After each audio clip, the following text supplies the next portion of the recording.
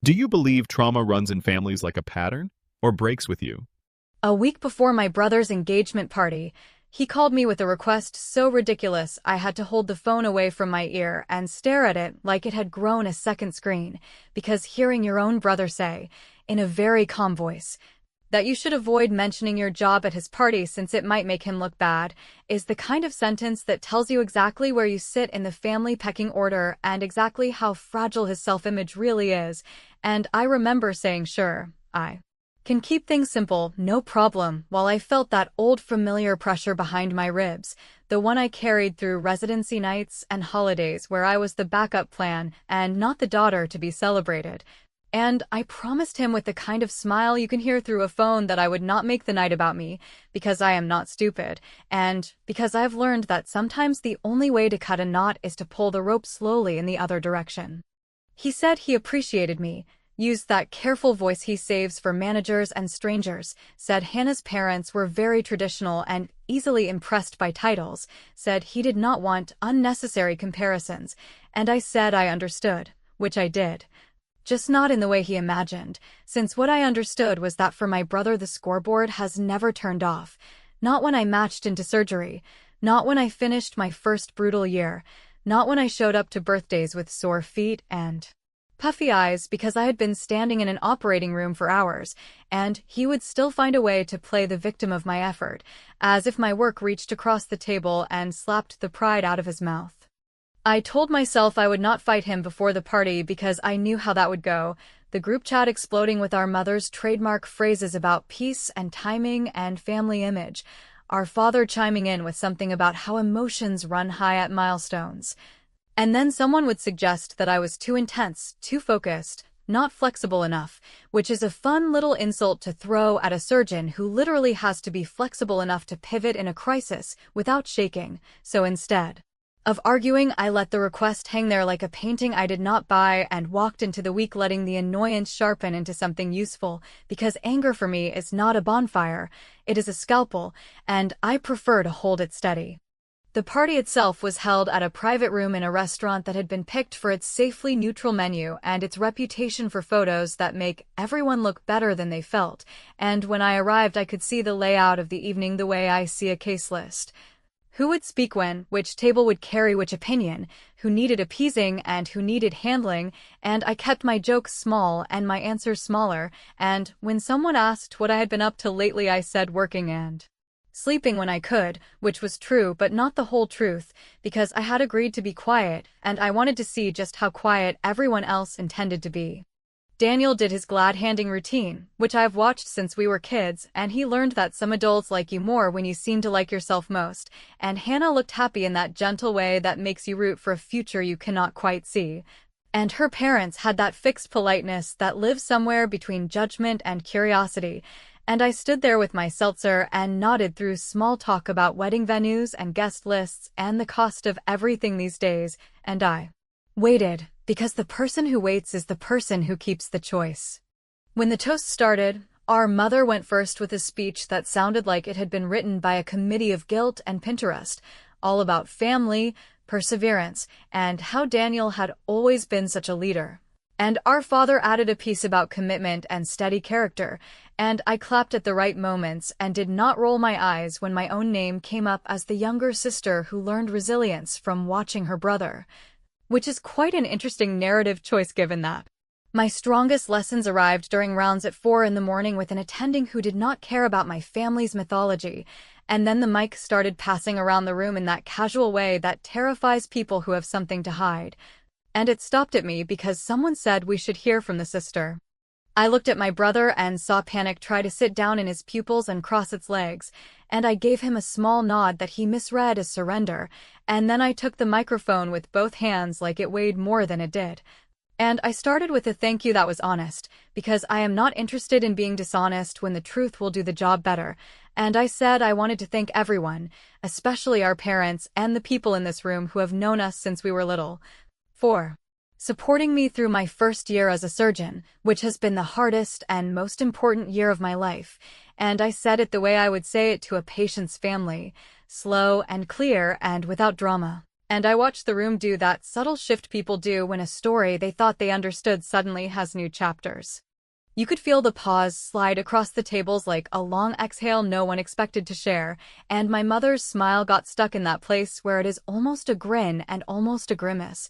And Hannah turned her head toward Daniel the way people turn toward the person who promised them a version of reality that now seems to have missing pages, and I kept going, because I was not bragging, I was simply refusing to shrink.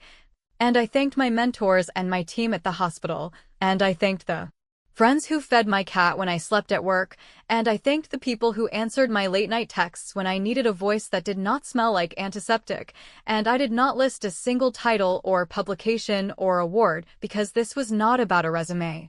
This was about oxygen. Daniel tried to laugh it off, made a comment about me being dramatic in a loving way, which is his usual move, but the room had already been reset.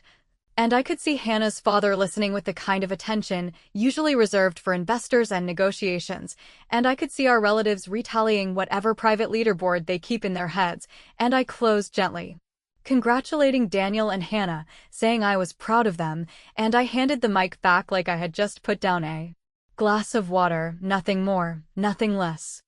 After the applause, which was polite but confused, people came up to me with the usual lines, the ones about how medicine must be so rewarding and so exhausting, and they asked if I ever sleep and how I handle the pressure. And I gave them the answers that keep a conversation moving without giving away the soft parts of my day, and I let Daniel pretend he was fine until the pretending frayed, because inevitably it always does. And when it did, he pulled me aside near the door and hissed that I had broken my promise and sabotaged his night, and I told him very calmly that I had promised not to make it about me, and I had not. I had simply thanked people for support, which is exactly the kind of thing he claims to value.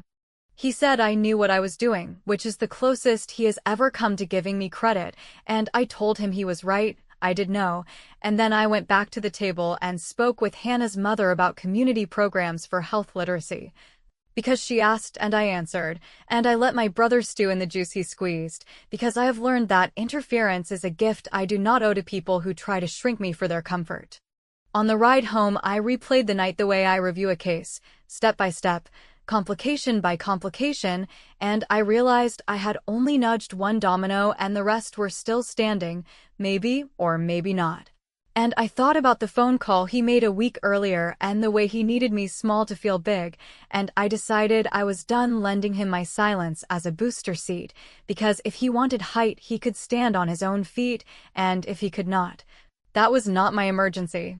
So when my phone buzzed after midnight with a message from a mutual friend saying I might want to know what Daniel has been saying about his job to Hannah's family, I did not answer right away. I just stared at the screen and let the possibilities line up.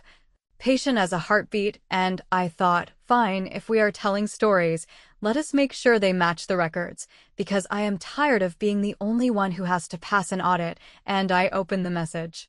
By morning, the family chat looked like a fire hazard disguised as concern, with my mother writing the kind of long message that pretends to be about love and unity while circling a single accusation like a hawk, saying she wished I had not brought up work because the evening was about Daniel and Hannah and not about personal achievements, which was interesting because I did not list a single personal achievement. I simply thanked people for helping me survive a year that nearly ate me alive. And then my father followed with that careful tone he uses when he wants to sound wise without taking a side, talking about timing and empathy and how moments like that can become sensitive. And I could almost hear him adjusting his glasses between sentences the way he always does when he wants to feel rational, and then Daniel arrived like a marching band with a one-song repertoire, accusing me of hijacking his night and embarrassing him in front of Hannah's parents, which told me everything I needed to know about what he had been selling to them long before I opened my mouth. I sat with the phone in my lap and let the messages pile on, not because I was unsure of my answer, but because I wanted the tide to finish coming in before I started building my dam. And I scrolled back through years of family threads where my news was squeezed between grocery lists and jokes, where my schedule was treated like a personality flaw, and I found the one that I knew I would eventually need. The evening of my med school graduation dinner when my parents invited friends and relatives to celebrate, and Daniel arrived late with that buzzing energy he gets when he knows he has a story that will draw eyes. And he spent the entire dessert explaining how his boss had hinted at a major advancement and how he was sure he would be moved into leadership by the end of the summer. And I remembered the ache in my jaw from smiling while the congratulations slid past me like traffic on a road I had paved with my own hands. So instead of answering immediately, I opened my photos and pulled up the picture from that dinner where the cake had my name on it and the knife somehow ended up in his hand. And I paired it with a screenshot of the thread from that exact night where our aunt congratulated him on the almost promotion and forgot to mention my degree. And I wrote a single measured paragraph that did not beg and did not apologize and did not raise its voice, where I said that I had not bragged, I had not listed titles, I had not tried to steal a spotlight, I had simply thanked people for support in a year that demanded it, and that for years I had swallowed moments like that because I did not want to throw off the choreography of Daniel's feelings, and that I would not be doing that anymore, not at my expense and not for anyone's peace of mind. And then I dropped the photo and the screenshot into the chat and pressed send, and then I put the phone face down and made coffee because sometimes the most powerful thing you can do is place the truth in the center of the room and walk away from it like it can stand on its own 2 feet. The silence that followed had a shape to it, and I do not mean something poetic or atmospheric. I mean you can tell when people are reading each other's minds and deciding which tactic to try next, whether to double down on guilt or switch to pity or pretend they did not see what they just saw. And then my mother returned with another long message about how siblings should lift each other up, and how Daniel had worked very hard too, and how outsiders could misinterpret things, and I kept my answer short by our family standards, but long by anyone else's, stating clearly that I would always lift people who told the truth about where they stood, that I loved my brother, and that I was done participating in a dynamic where my existence required an apology.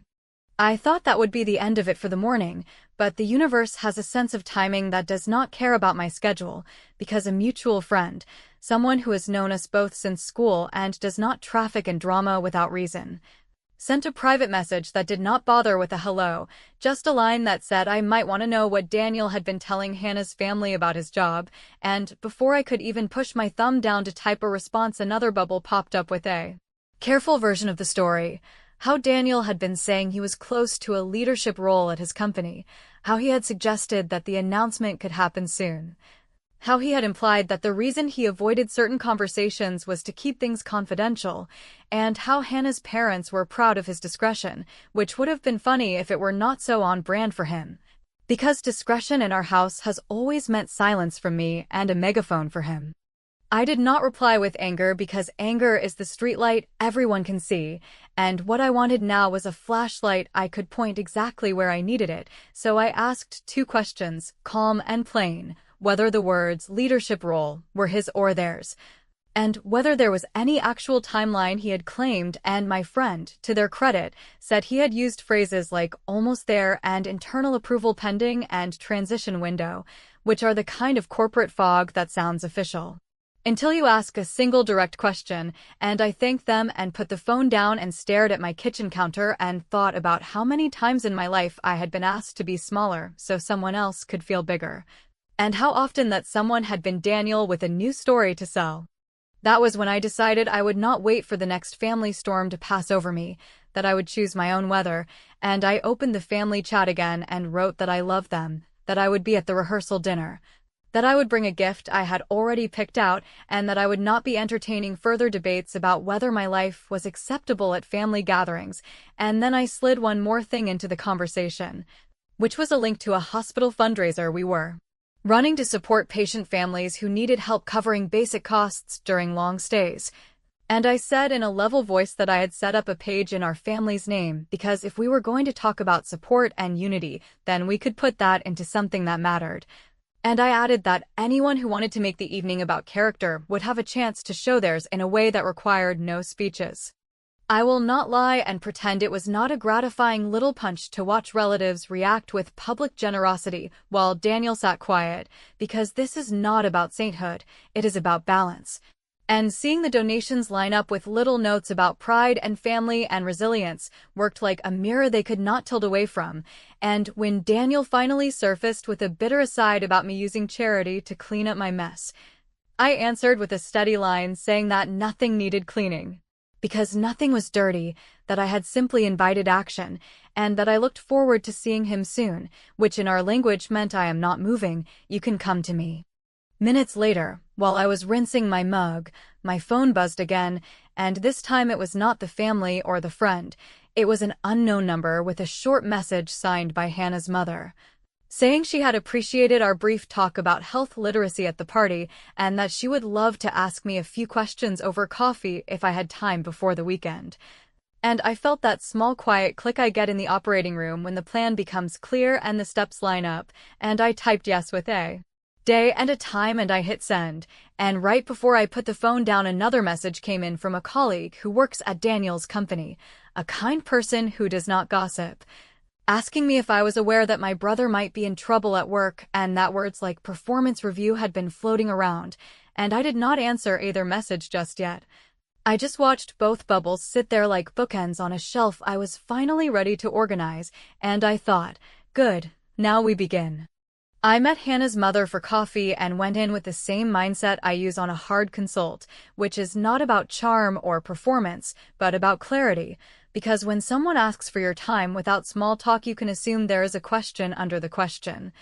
And I answered the first round honestly and directly, walking her through what health literacy looks like when families are overwhelmed and scared, how a simple explanation given in plain words can save a person from making a choice they cannot afford, and how in my world titles matter only as far as they help you take responsibility when something goes wrong. And when she asked what had surprised me most in my first year, I told her the truth, that the hardest shift was not the lack of sleep or the hours that chew through your weekends. It was realizing how many people in regular life prefer confident stories over accurate ones. And I said I could never do that at work, not even a little bit. Because patients are not shareholders and time does not care about your spin.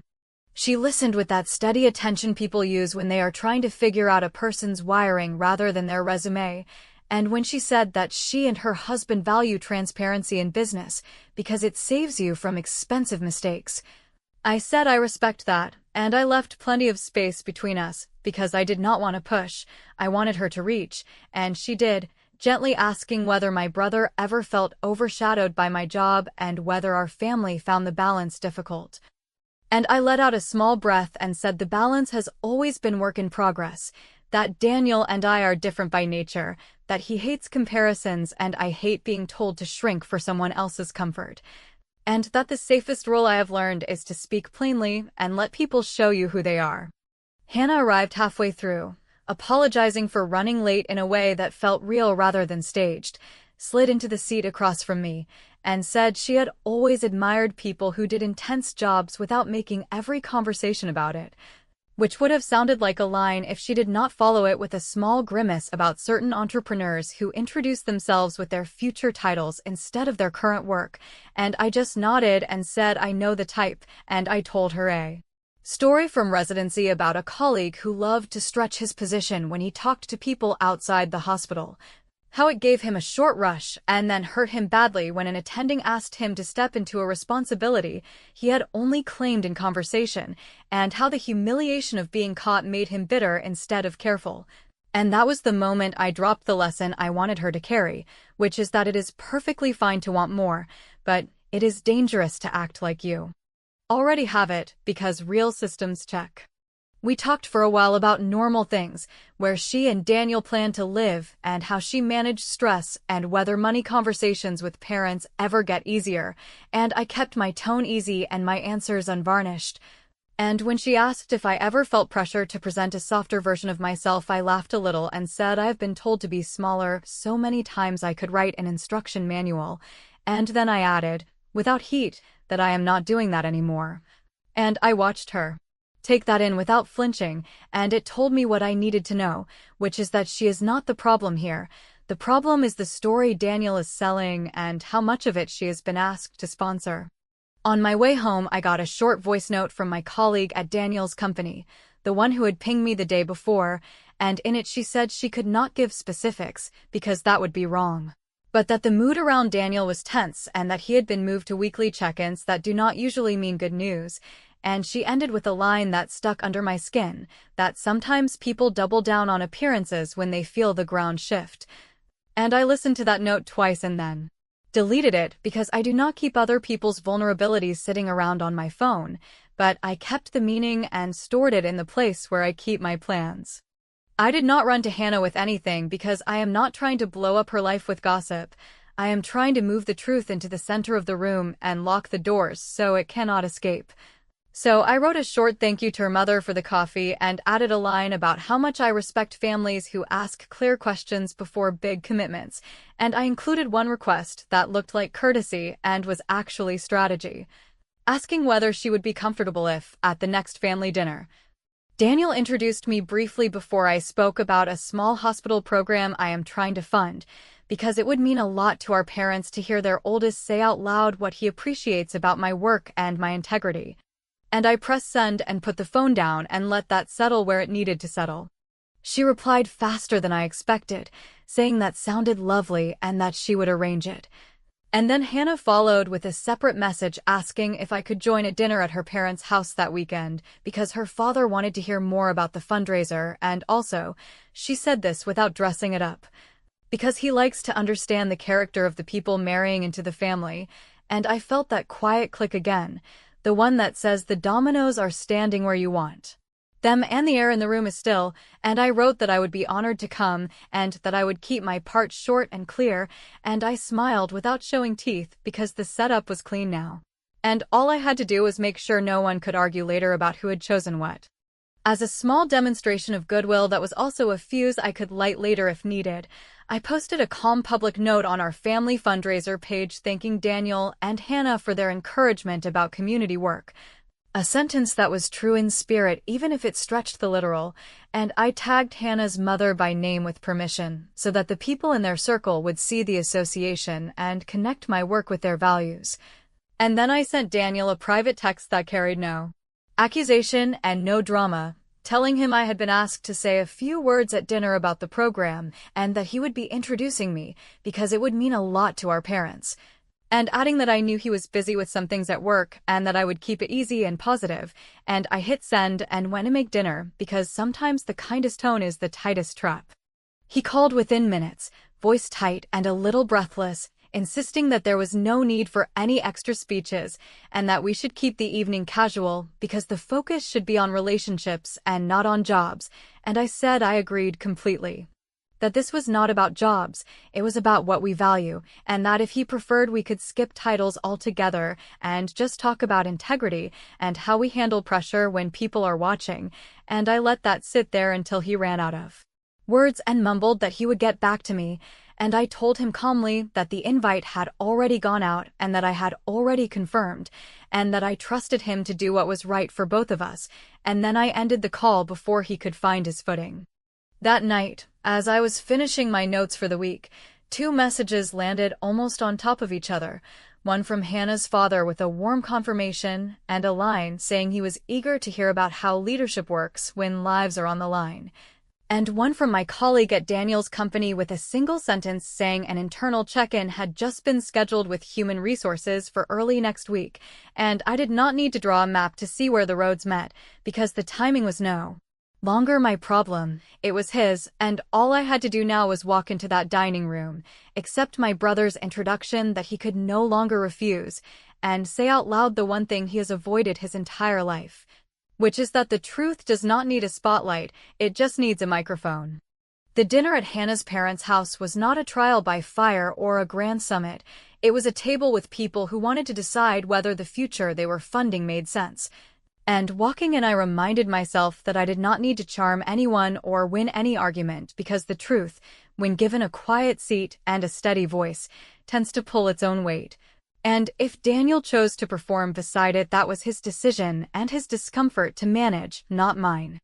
Hannah's father greeted us with the kind of grounded politeness that tells you he has made hard calls and lived with them, and after a few minutes of light conversation about schedules and planning, He turned to Daniel and asked if he would do the honors of introducing me before I spoke about the hospital program, and I watched my brother's throat work through a swallow while his eyes did the quick math of fight or flight. And then he put on the smile he saves for photo days and said he was proud of me, that I worked very hard, that our parents were very proud too, and he avoided every noun that could be checked, which in our family is a sport, and he handed me the floor like it was a hot plate he wanted off his hands. I kept my remarks simple because I did not come to perform surgery on anyone's ego at the table. I came to place a small, sharp idea where no one could ignore it, so I explained the program in clear terms, how we raise funds for meals, transport, and basic needs for families who are stuck at the hospital for long periods, and how removing a few small obstacles can keep people from making desperate choices. And I said nothing about long nights or titles or cases because I wanted the focus on what matters when the noise falls away, and then I added one line that I knew would do the job better than a sermon, which was that the hardest part of my year was not the hours, it was learning to choose accuracy over appearance every single time. Because patients do not care what you hope to be, they need to know who is taking responsibility right now. Hannah's father nodded, the way people nod when a sentence lands, and he asked how leadership works when everything is on the line, because his world, he said, has its own high stakes, and I told him what I tell junior residents. That leadership is not a badge you claim for yourself, it is a burden other people let you carry because you have earned their trust in public, and that the fastest way to lose it is to pretend to be in a position you are not ready to hold, and I let that hang there. Just long enough to be heard without turning it into an accusation, because I do not need to point at my brother for people to look at him. The conversation moved naturally to how businesses evaluate truth in resumes and investor decks, and Hannah's father offered a story about a young manager who sold a future title to close a deal and almost set the company on fire when the real decision-makers showed up, and the way he glanced toward Daniel was not cruel, it was instructive. And I left the space open for Daniel to step into if he wanted to reassure them with something real, but he chose the familiar path of deflecting with buzzwords and a vague timeline about internal movement and near-term opportunities, and Hannah's mother, who has the softest face for the toughest questions, asked him to define near-term, and he gave a window wide enough to land a plane, and then went very quiet. I did not press because I did not need to. Instead, I closed my portion by thanking them for asking about the program and saying that in both of our worlds, medicine and business, reputations are built on small, boring acts that hold when people are scared. And as I said it, I watched Hannah's face, which held a conflict she was trying to sort without making a scene, and I thought, that is fair, give her time. Let her rearrange the furniture inside her head at her pace, because she did not create this mess, and she does not deserve to be cornered in her own dining room. After dinner, when coffee arrived and the conversation lightened, Hannah's father turned to me with a kind of crisp approval that did not feel performative and said he runs a private charity gala each year for a fund that supports small community health initiatives, that this year's theme is accountability and service, and that he would be honored if I would speak for a few minutes about how teams handle pressure when the truth is not convenient, and, before I could answer, he added that many of his guests are business owners and executives who value real talk over fluff, and that he thinks my perspective would cut through the usual after-dinner noise. And I said yes, because it was a good cause and also because I could feel, without anyone saying it, that this room wanted to see how Daniel reacted when the spotlight swung toward a value he could not fake. He mentioned the date, which happened to be the exact weekend Daniel has been dangling as the moment for his big announcement, and Daniel tried to smile like it was a fun coincidence, but you could hear the gears grind, and Hannah's father, who does not waste opportunities, added that it might be nice for Daniel to invite a colleague or two, maybe even his manager, because he likes to connect people who share values, and he said it kindly, the way you offer someone a chance to confirm their story in a setting with witnesses who can vouch, and Daniel said something about schedules being tight at quarter end, which meant nothing and everything at once. I thanked them all again and kept the rest of the evening light, talking about normal things and leaving on time, and in the car I sent a polite email to Hannah's parents with a short bio for the Gala program that included my full title. a precise description of the fundraiser, and a single sentence about the theme of my remarks, why responsibility beats image when stress is high, and at the end I added a small administrative note about how printed programs always get titles wrong, so I attached a clean template for listing names and current roles of family members and guests, a courtesy copy I said would save their assistant time. And I placed Daniel's name in the family section with the field for role blank and a little parenthetical saying, "Please confirm current title exactly as used on official company email signature," and then I hit send and let the quiet do its work. Within minutes, Hannah texted to say her father had loved the idea of the template and had already forwarded it to Daniel for completion, and could I please send a headshot and a 2-sentence summary by morning, which I did before I even pulled into my driveway, and then my phone rang with Daniel's name on the screen, and I answered because I am not afraid of my own plan, and he came out swinging with a complaint about me turning a family dinner into a stage for myself, accusing me of manipulating the program and making him look like he was lagging, and I told him that the only thing that makes a person look like they are lagging is pretending to be ahead, that the template was standard courtesy, and that if he wanted his role to look different in print he should make it different in life, and I kept my voice even and dry because the point had already landed in his inbox in a way that could not be argued into a new shape. He threatened to skip the gala, to claim a conflict, to keep things simple, and I said he could do whatever he thought was best for his relationship and his reputation, that I would be there either way because I had work to do, and I ended the call by thanking him, very calmly, for offering to introduce me again at the event if the program needed it, because I knew Hannah's father would ask him to, and he made a sound I have only heard from him a few times, something like a laugh without air. And then he hung up without a goodbye.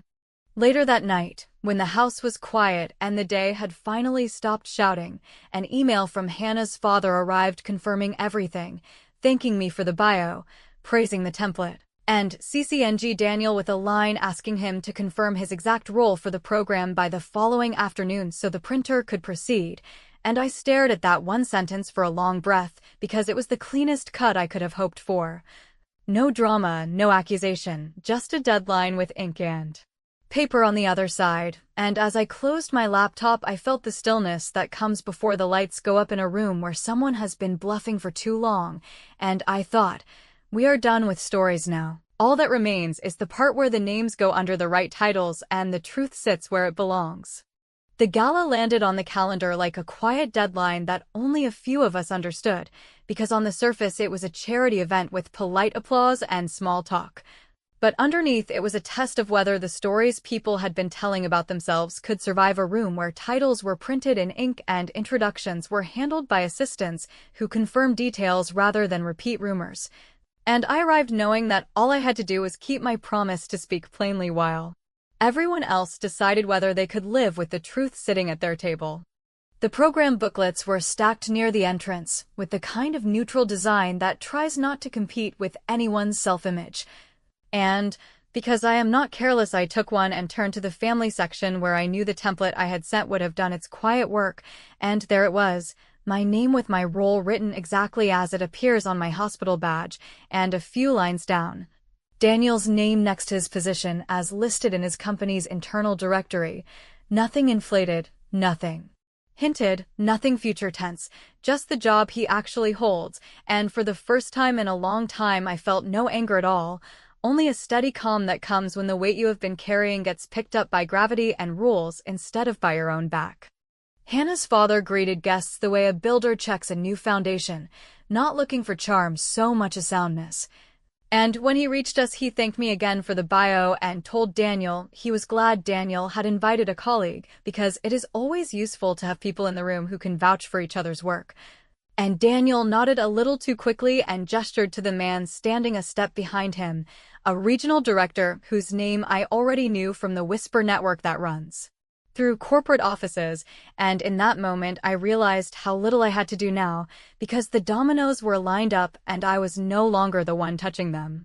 When it was time for remarks, I walked to the small stage and kept my voice even and my sentences clean, and I talked about nights when nothing goes right and someone has to make a decision that will carry consequences no matter what,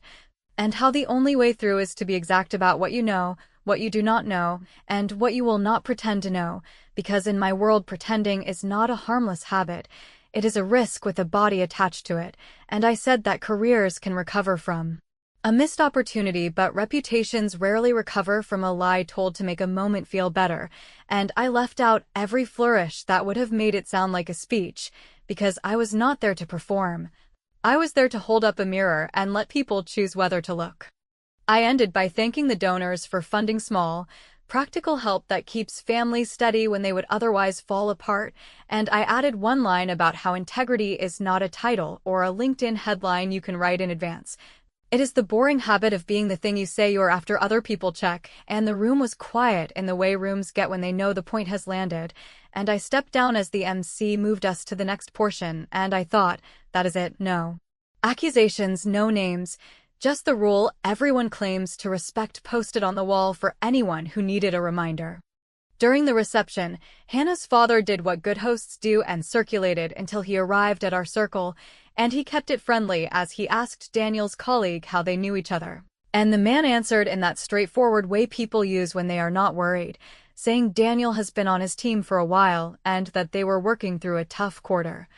And he laughed lightly about how internal rumors of promotions always run ahead of actual approvals, and he added that it is better to underpromise inside the company because senior leadership notices when someone starts selling a future version of themselves too loudly. And I watched Daniel try to smile and change the subject, but Hannah's father is not evasive when something matters. So he asked directly whether Daniel's move into leadership had been decided or whether it was still under consideration, and the colleague, who clearly did not know he had been drafted into a narrative, said it was not on the table right now and that they were focused on performance metrics that needed to improve before anything else could be discussed. There was a pause, not dramatic, just long enough for honest words to settle, and then Hannah asked, softly but without flinching, whether the meeting with Human Resources next week was about support or discipline, and the colleague, now realizing the stakes, said he could not discuss private matters, and then looked at Daniel the way people look at someone who should have managed their message better, and our mother tried to patch it with a line about how titles can be complicated, and Hannah's father nodded once, the way you nod when a ledger finally balances, and he thanked the colleague for coming and said he appreciated clarity, and I did not say a single thing because the room did not need me. The math did not require my fingerprints.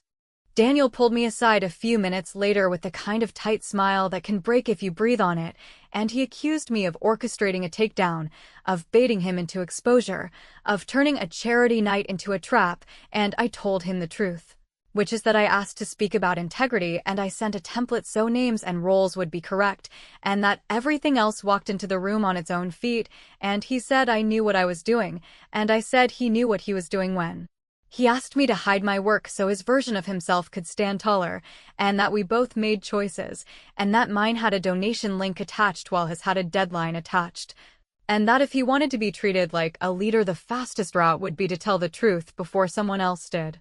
He said I had ruined his engagement, and I looked over at Hannah, who was speaking with her parents in the kind of close circle families make when they are deciding whether to proceed or pause, and I told him I had not ruined anything.